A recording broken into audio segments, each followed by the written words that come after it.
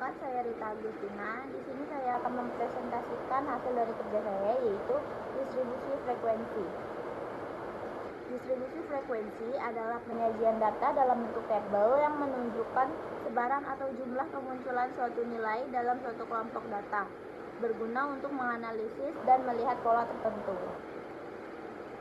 Selanjutnya yaitu ada manfaat distribusi frekuensi. Yang pertama, mempermudah analisis data dalam jumlah besar, membantu memahami pola distribusi data, mempermudah penyajian data dalam bentuk grafik, serta berguna dalam pengambilan keputusan berdasarkan data.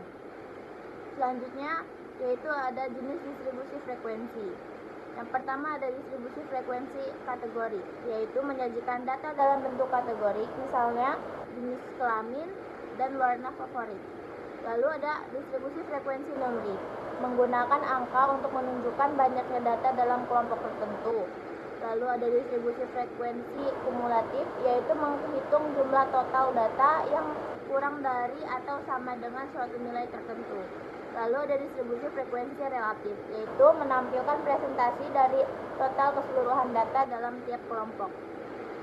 Selanjutnya ada langkah-langkah menyusun tabel distribusi frekuensi.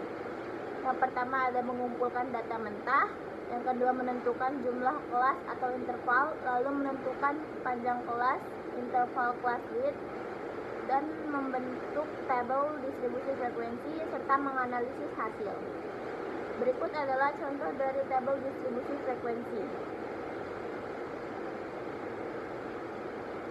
Selanjutnya yaitu ada diagram distribusi frekuensi.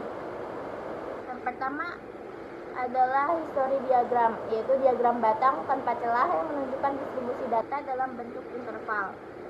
Lalu ada polygon frekuensi, yaitu grafik garis yang menghubungkan titik tengah dari histogram. Lalu ada OGIF atau kurva frekuensi kumulatif. Grafik ini menunjukkan jumlah frekuensi kumulatif dalam bentuk garis naik. Lalu ada diagram batang, mirip dengan histogram, tapi biasanya digunakan untuk data kategori. Lalu ada diagram lingkaran, yaitu representasi distribusi frekuensi dalam bentuk presentasi dari total data.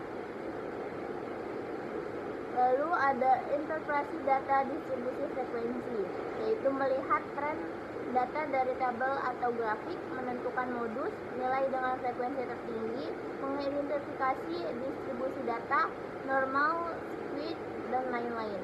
Lalu mengunggah data untuk prediksi atau analisis lebih lanjut.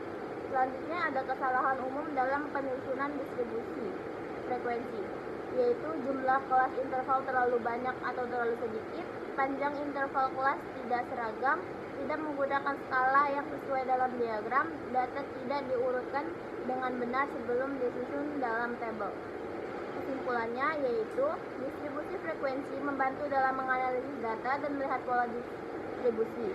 Berbagai jenis distribusi dapat digunakan sesuai dengan kebutuhan analisis, serta penyajian dalam bentuk tabel dan grafik memudahkan interpretasi data. Sekian presentasi dari saya. Kurang lebihnya saya mohon maaf. Saya akhiri. Wassalamualaikum warahmatullahi wabarakatuh.